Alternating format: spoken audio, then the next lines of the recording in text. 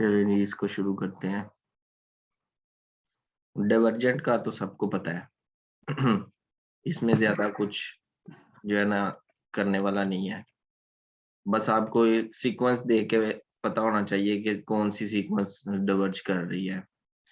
जैसे ये एग्जांपल्स हैं, बस आपने इनको देख लेना है एक बार, एबीसी एग्जांपल्स को डाइवर्जेंट के लिए। अनबाउंडेड हो और मोनोटोन सीक्वेंस हो तो वो डाइवर्जेंट होती है। ठीक है, तो अगर इंक्रीज करेगी तो वो पॉजिटिव इन्फिनिटी को अप्रोच करेगी, अगर डिक्रीज करेगी तो वो नेगेटिव इन्फिनिटी को अप्रोच करेगी। ठीक है, ये थ्योरम आप देखें।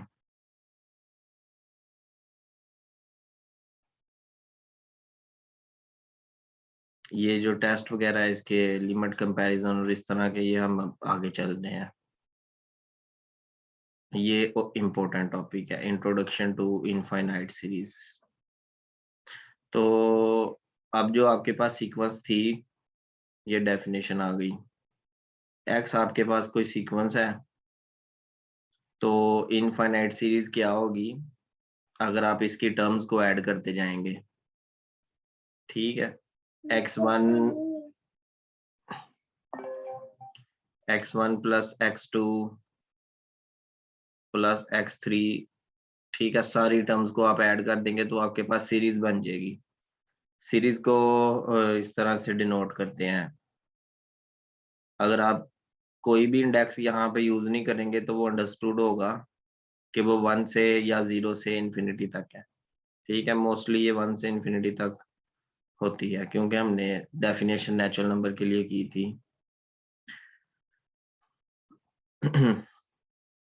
अब यहाँ पे देखें, जो पहली टर्म है सीक्वेंस की उसको S1 कह दिया है। S1 का मतलब है सम ऑफ फर्स्ट टर्म।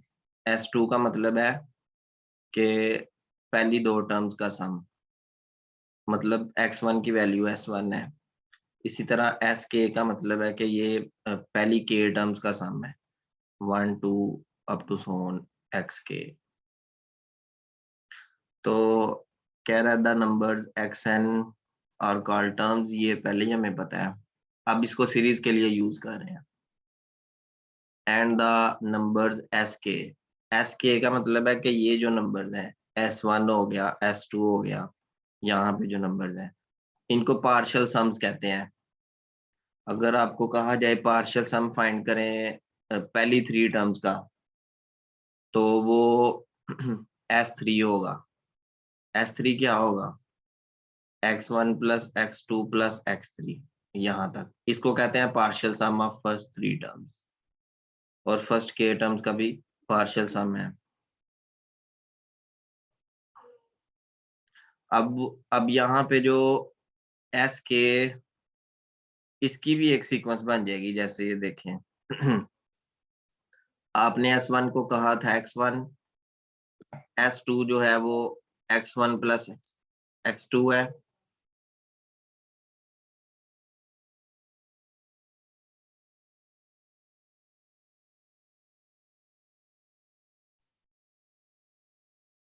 S3 जो है वो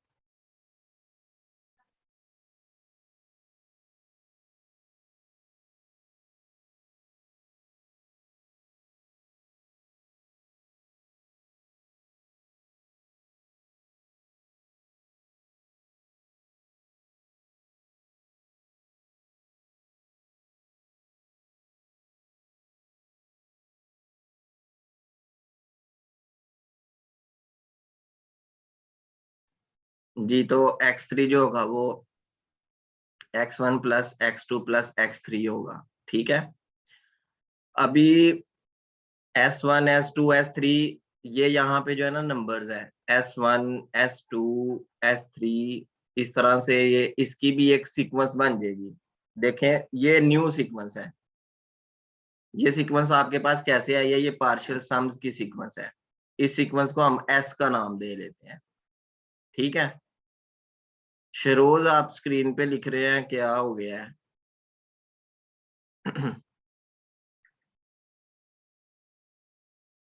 स्क्रीन पे नहीं लिखें जी। तो S1 S2 S3 up to Son XK और ये SK ये चलता जाएगा। ये एक न्यू सीक्वेंस आपके पास आ गई है। अब इस न्यू सीक्वेंस की अगर लिमिट हमारे पास आ जाती है, ये जो कह रहा है कि if limit S exists we say that this series is convergent and call this limit as sum or value of this series। ठीक हो गया। और अगर लिमिट एग्जिस्ट नहीं करती तो हम कहेंगे कि जो सीरीज है एस जो है वो डाइवर्ज कर जाएगी।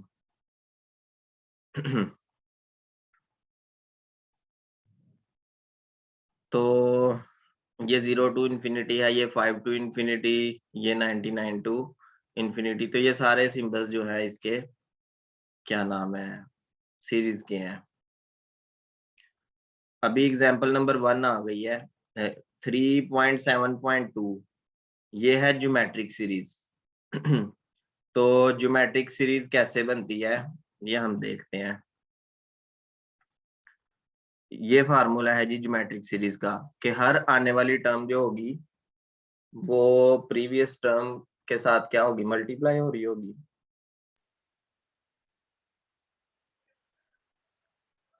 n goes from 0 to infinity summation n goes from 0 to infinity r raised to power n। तो इस सीरीज को कहते हैं कि ये ज्योमेट्रिक सीरीज है। अब क्योंकि ये ज्योमेट्रिक सीरीज है इसको हम इस तरह से लिख लेते, इसकी टर्म्स को हम लिख लेते हैं। तो r raise to power 0 plus r raise to power 1 plus r square plus r cube up to so on plus r raise to power n plus, और ये चलता जाएगा। ठीक है। अब यहां से हम क्या करते हैं कि ये जो सीक्वेंस है ना s फाइंड करते हैं। तो उसके लिए आपको S1 चाहिए फर्स्ट टर्म, वो आ गया 1। ठीक है, इसको 1 कहते हैं। S2 क्या आ जाएगा, वो 1 प्लस r आ जाएगा। S3 क्या आ जाएगा, 1 प्लस r स्क्वायर। और चलते चलते Sn क्या आ जाएगा, 1 plus r square up to so on r raise to power n। ठीक है। तो इस तरीके से आपके पास ये सीरीज बन गई। बाकी मैं इसका ये प्रूव तो नहीं कर रहा कि ये कैसे प्रूव हो रहा है, हम चलते हैं आगे। इसके जो मल्टीपल चॉइसेस है ना उस पे चलते हैं। बहरहाल इसको प्रूव करना मुश्किल भी नहीं है। Sn जो है ये देखें, ये यहाँ पे उसने लिखा हुआ है Sn, यहाँ पे ये आ जाएगा। अब इसको आपने ये देखें ना, if we multiply Sn by r, ये सारा कर रहा है, इसको करने की जरूरत नहीं है, हम इसका सम फाइंड कर रहे हैं। तो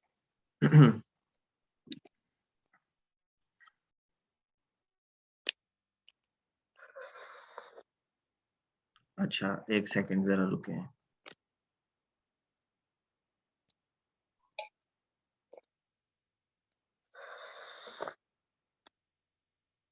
माइक ऑफ कर लें। आप चाय पी रहे हैं, हमारा भी दिल चाह रहा है चाय पीने का।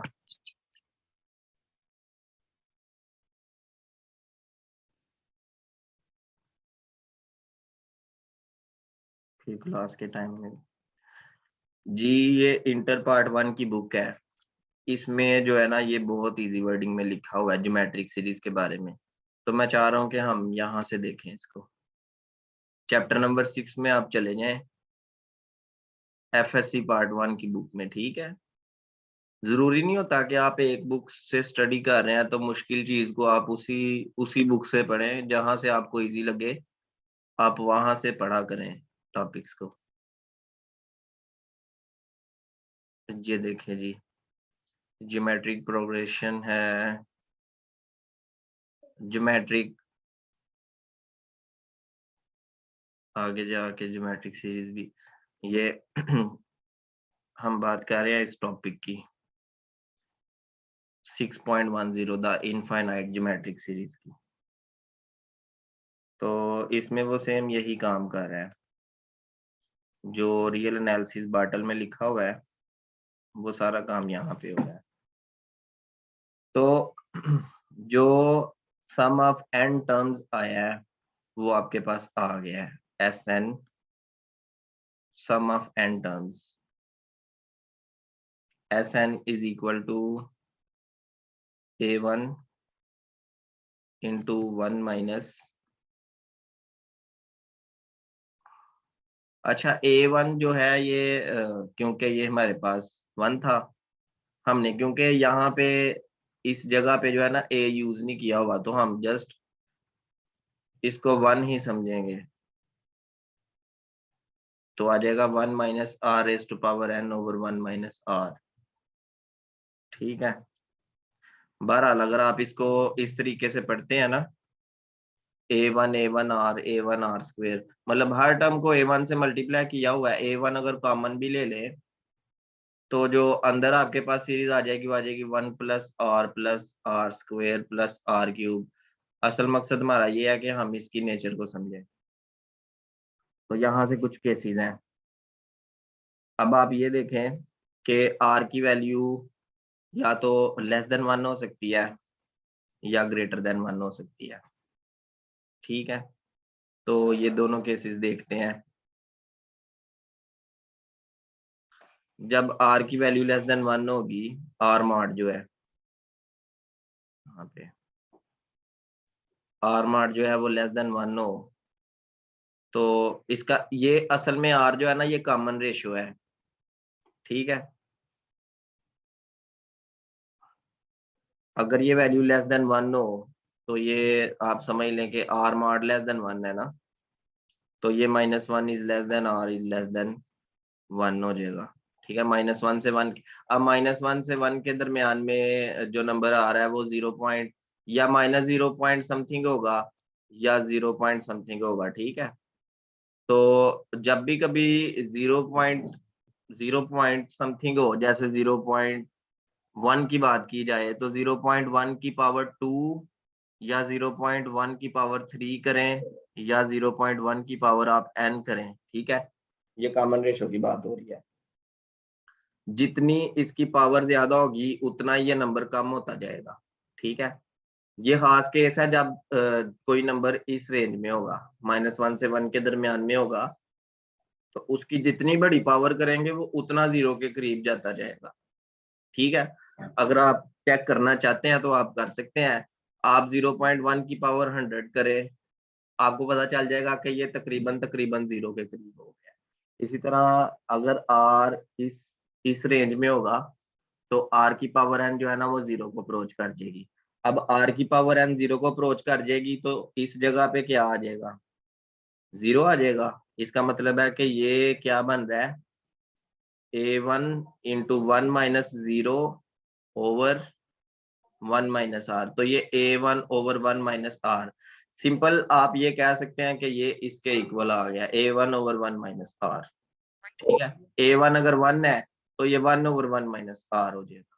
ठीक है, और यहाँ पे देखें कि अगर r की वैल्यू ग्रेटर देन 1 है, ग्रेटर देन 1 का मतलब है ये 1.1 1.2 2 3 4 5 समथिंग, ये कुछ भी हो सकता है। ठीक है, तो अब जब कोई भी नंबर 1 से बड़ा हो जाता है तो अब उसकी जो भी पावर होती है, ठीक है, जैसे स्क्वायर करे या क्यूब करे, तो स्क्वायर क्यूब या इस पावर को बढ़ा के अगर आप 100 भी कर देते हैं तो ये नंबर बहुत बड़ा हो जाता है, यहाँ तक कि ये इन्फिनिटी को अप्रोच कर जाता है। अगर आप 1.1 की पावर बहुत बड़ा नंबर यहाँ पे लिख लेते हैं।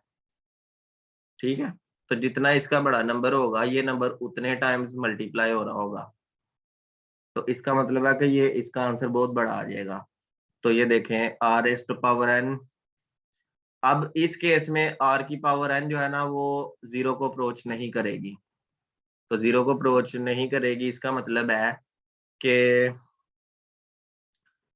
जो हमने यहाँ पे नंबर लिखा हुआ है, यहाँ पे इस जगह पे देखे ना, अगर r मार जो है वो ग्रेटर देन 1 है तो इसका मतलब है कि r की पावर n जो है वो इन्फिनिटी को अप्रोच कर गया, जैसे n इन्फिनिटी को अप्रोच कर गया है, तो इसका मतलब है कि ये पूरा नंबर किसको अप्रोच कर जाएगा, फिर इन्फिनिटी को।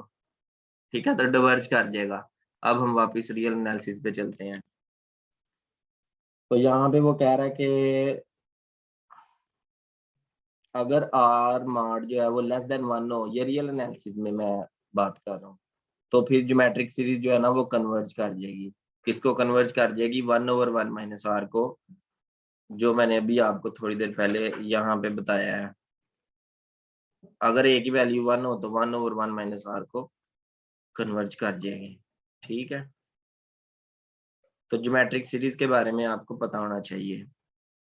उसके बाद एग्जाम्पल नंबर बी में देखें, ये जो एग्जाम्पल बी है, -1 की पावर n है और consider the series generated by, तो ये एक सीक्वेंस है। इस सीक्वेंस से जो सीरीज जनरेट होगी वो ये वाली सीरीज होगी, मतलब आप समेशन यहाँ पे यूज कर रहे हैं।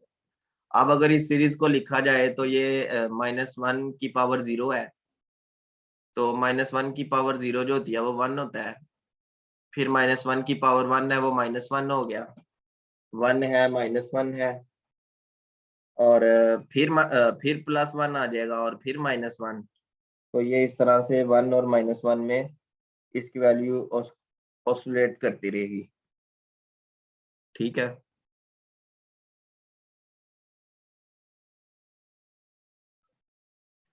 कह रहा है it is easily seen by mathematical induction that Sn equal to 1 if n is greater than or equal to 0 is even।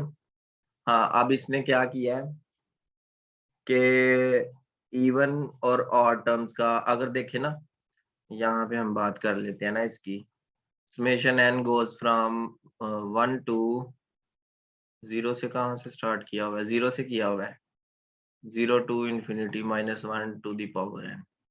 तो इसमें सबसे पहले नंबर पे -1 की पावर 0, फिर -1 की पावर 1 आ गई, फिर -1 स्क्वायर, फिर -1 क्यूब, फिर -1 4। अब आप क्या करें, सबसे पहले S1 देखें, तो S1 जो है वो 1 है। यहाँ पे 1 लिखने का मतलब है कि ये ऑड है। अब आप जब S2 लिखेंगे, S2 का मतलब है कि ये इवन नंबर है। तो S2 में क्या करेंगे, पहली दो टर्म्स का सम करेंगे, जिसको पार्शियल सम कह रहे थे, और ये 1 और ये क्या आ जाएगा, -1, ये हो गया 0। इसका मतलब है कि पार्शियल सम इवनथ टर्म जो है, इवन वाली टर्म है, उसको 0 आ रहा है। अब S3 की बात करते हैं। S3 में आप पहली तीनों टर्म्स को ऐड करेंगे, तो ये फर्स्ट टर्म जो है वो 1 है, जो सेकंड टर्म है वो -1 है, थर्ड टर्म जो दोबारा से 1 है, तो ये फिर 1 आ गया।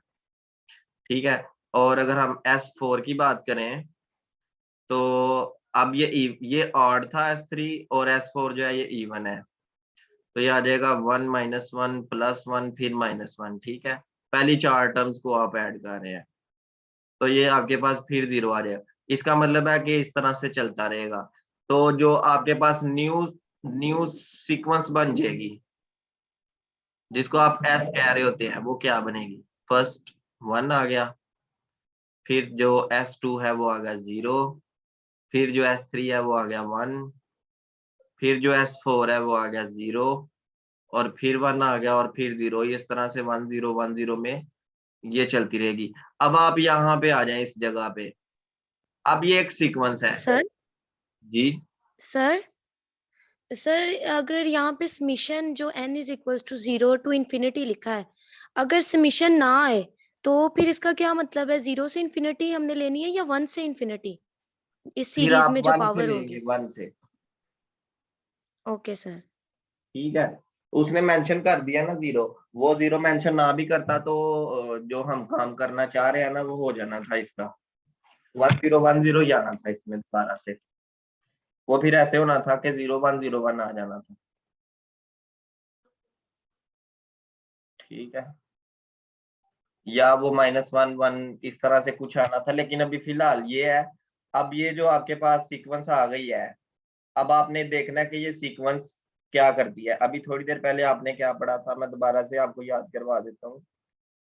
आपने कहा था कि जो सीरीज है, ठीक है, ये बात आप लिख लें कहीं पे, जो सीरीज है, सीरीज कन्वर्ज करेगी अगर ये पार्शियल सम्स की जो न्यू सीक्वेंस बन रही है S, उसकी लिमिट एग्जिस्ट करे, और इसकी जो भी लिमिट एग्जिस्ट करेगी वही उस सीरीज का आंसर होगा। ठीक है,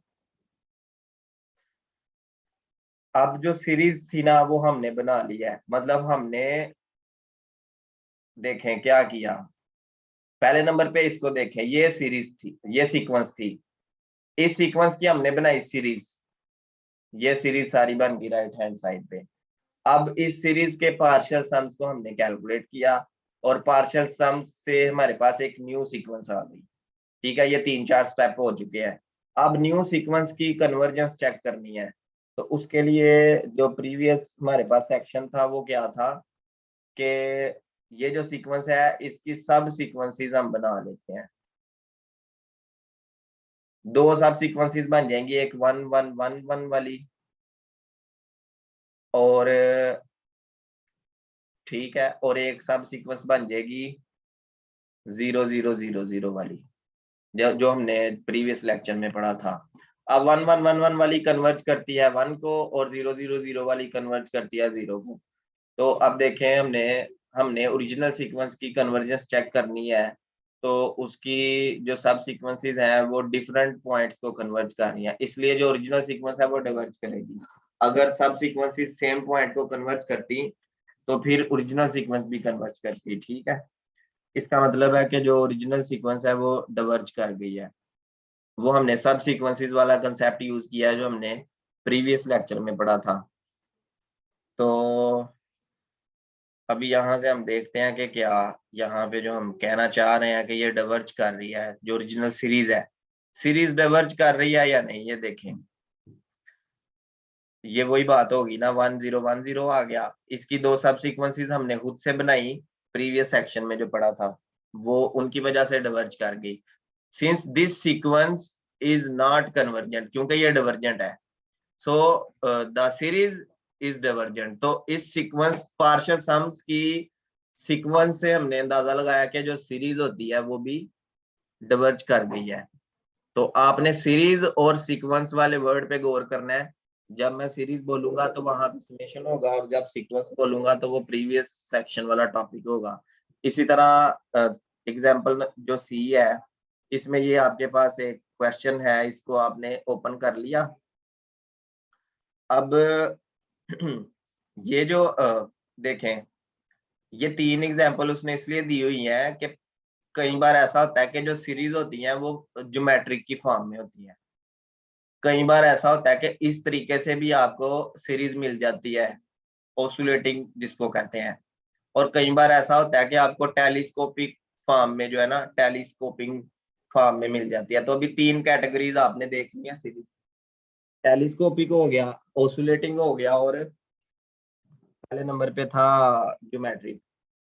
अब टेलीस्कोपिंग में क्या करना है कि जो आपके पास इस तरह का फंक्शन होगा, ठीक है, इसको आपने क्या कर लिया, पार्शियल फ्रैक्शन में अलग-अलग कर लिया। पार्शियल फ्रैक्शन तो आता होगा ना, 1/n into n+1 is equal to a/n plus b/n+1। आप a और b की वैल्यू फाइंड करके यहाँ पे पुट कर सकते हैं, 1 और -1 आ जाएगा। ठीक है, इस फार्मूला को यूज करके आपने Sn फाइंड कर लिया। ठीक है, अब Sn में क्या होगा कि हर आने वाली जो न्यू टर्म होगी वो कैंसिल होती जाएगी। जैसे देखें, अगर मैं इस फार्मूला को ओपन करूं 1 से वेरी करवा के, समेशन लगा के, ठीक है, तो देखें पहले आएगा 1/1 माइनस 1/2, ये फर्स्ट आ गया ना, मैंने 1 पुट किया के की जगह पे, फिर प्लस, अब मैंने के की जगह पे 2 पुट करना है, तो ये आ जाएगा 1/2 माइनस 1/3।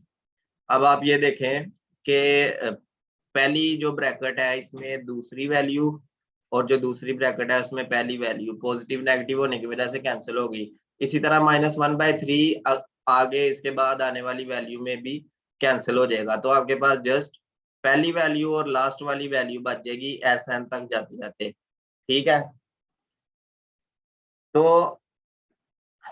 अब ये देखें कि Sn जो है उसका क्या आंसर आया है।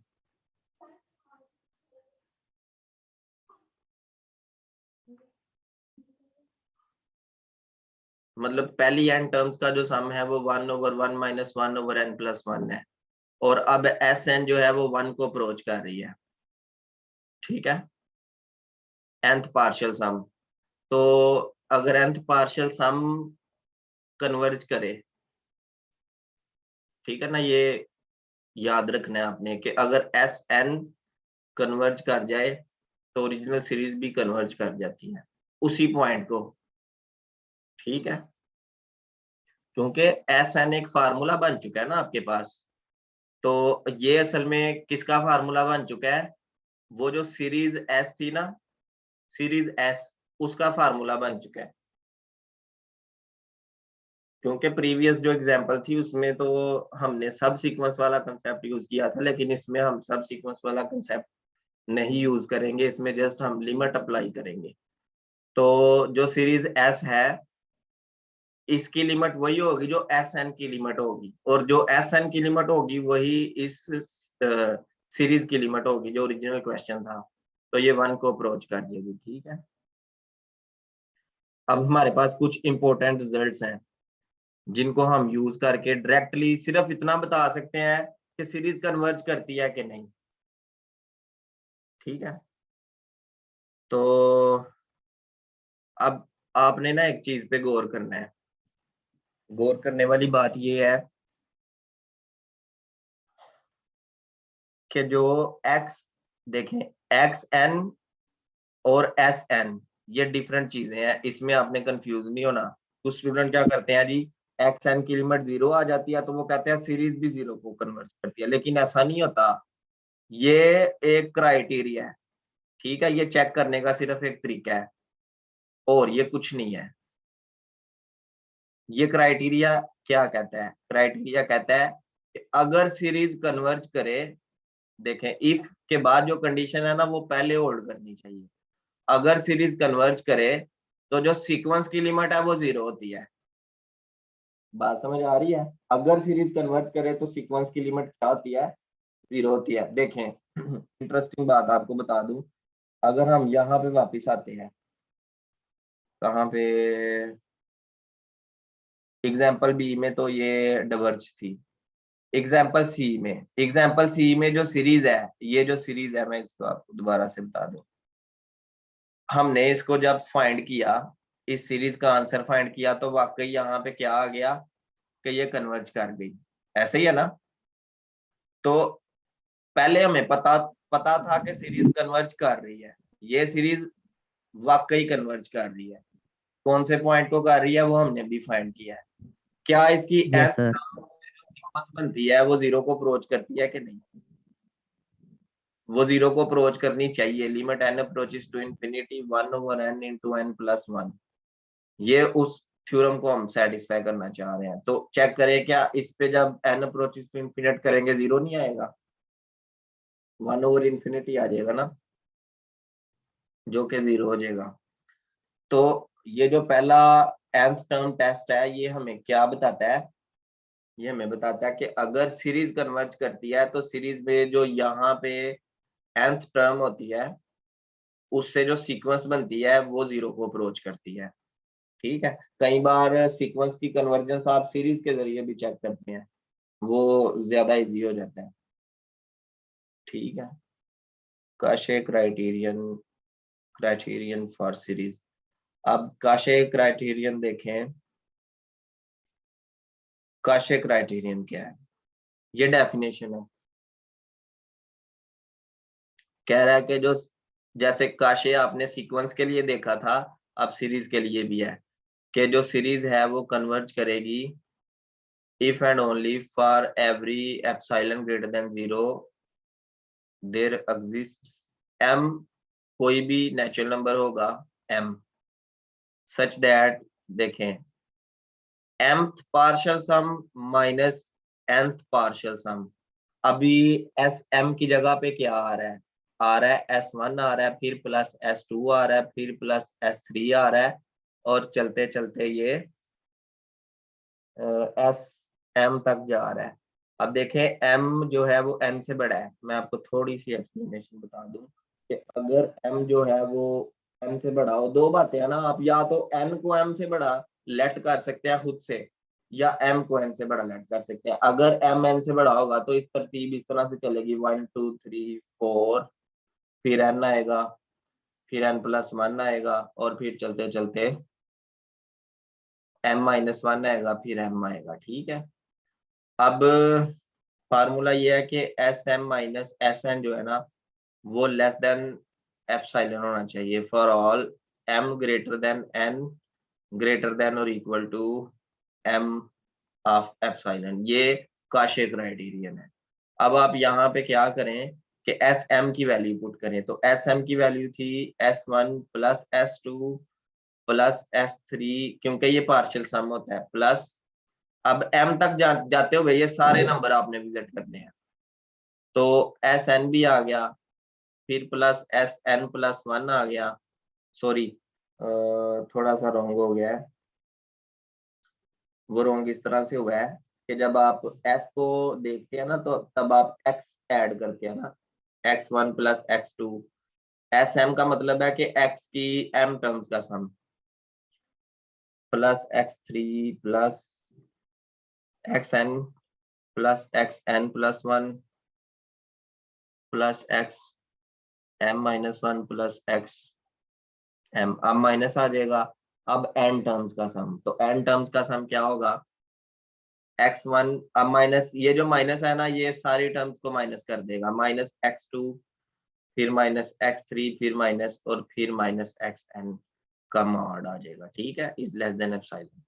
तो ये x1 जो है ये x1 से कैंसिल हो जाएगा, x2 जो है वो x2 से कैंसिल हो जाएगा, x3 से कैंसिल हो जाएगा, और ये सारी वैल्यूज कैंसिल होती जाएंगी कहाँ तक, xn तक ये सारी वैल्यूज कैंसिल हो जाएंगी, और आपके पास जो बचेगा वो क्या बचेगा, x ऑफ n+1 बच जाएगा, फिर प्लस x ऑफ n+2 बच जाएगा, फिर प्लस, फिर xm-1, और फिर प्लस xm बच जाएगा, और ये लेस देन एप्सिलॉन आ जाएगा। ये क्राइटेरिया है काशे का किसी भी सीरीज की कन्वर्जेंस चेक करने का। ठीक है, तो ये इधर लिखा हुआ है xn+1 प्लस xn+2 से लेके xm तक सारी वैल्यूज इसके आंसर में आ जाएंगी। तो ये आपको मल्टीपल चॉइस के तौर पे भी आ सकता है, वैसे भी आपको पता होना चाहिए। और यहाँ पे एक चीज आपने गौर करनी है कि अगर यहाँ पे n होता और यहाँ पे m होता तो ये सारी चीजें जो है ना ये चेंज हो जानी थी। यहाँ पे फिर क्या आना था, m+1, यहाँ पे आना था m+2, और जहाँ पे m आ रहा है ना वहां पे n आ जाना था। ठीक है,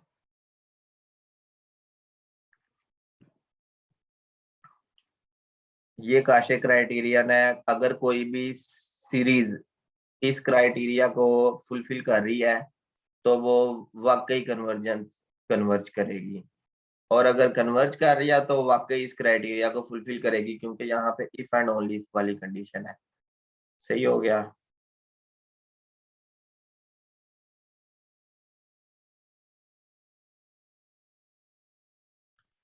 उसके बाद जो नेक्स्ट थ्योरम है वो क्या कह रहा है, let xn be a sequence of non negative real numbers. तो xn एक सीक्वेंस है, अब सीक्वेंस को उसने इसमें इन्वॉल्व करना है। नॉन नेगेटिव का मतलब होता है कि ये या तो जीरो है या जीरो से बड़ा नंबर है। एमसीक्यूज में कैसे आ सकता है, एमसीक्यूज में ऐसे आ सकता है ना कि वो आपसे इस तरह से पूछ सकता है कि एक सीरीज कन्वर्ज करेगी, ठीक है, इफ एंड ओनली इफ के बाद वो आपको इस तरह की कंडीशन अगर दे दे, मतलब if and only if for for every जो है ना ये ऑप्शन में आपको दे दे, यहाँ पे m लिखा हो, यहाँ पे n लिखा हो, बट ये वाले नंबर चेंज हो, ऑप्शन 1 में, ऑप्शन 2 में यहाँ पे m हो, यहाँ पे n हो, और ये नंबर ऐसे ही हो, तो ऑप्शन 2 करेक्ट होगा। ठीक है, हम कुछ नहीं कह सकते, आपका पेपर जो है ना वो किसी भी एंगल से आ सकता है। आपने देखा होगा हर साल पेपर चेंज होता है, बिल्कुल डिफरेंट होता है। 2020 का पेपर बिल्कुल डिफरेंट था, और जो अब आपका पेपर होगा वो भी बिल्कुल डिफरेंट होगा। ठीक है, जो पैटर्न प्रीवियस था मतलब 15 क्वेश्चन उसमें से आए थे लीनियर अलजेब्रा में से, आपको लगता है इस बार भी 15 आएंगे? ऐसा नहीं है, ठीक है, ये चेंज होता रहता है उनका माइंड, तो हम इसका अंदाजा नहीं लगा सकते। बहरहाल आप जो भी तैयार करें उसको अच्छे तरीके से करें, जितने आपको आंसर श्योर होंगे उतना आपका फायदा है, ठीक है।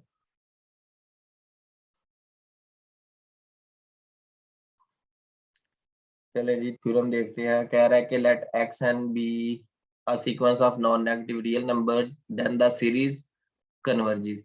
अब कन्वर्जेंस की बात करने से पहले उसने सीरीज सीक्वेंस पे एक कंडीशन रखी हुई है। सीक्वेंस पे जो कंडीशन है वो ये है कि जितने भी रियल नंबर है वो सारे ही नॉन नेगेटिव है। नॉन नेगेटिव का मतलब है कि सारे ही जो है ना वाई एक्सिस की पॉजिटिव साइड पे है। मैं भी आपको लिंक सेंड कर रहा हूँ, फिर इसको करते हैं, अभी टाइम इसका खत्म हो गया।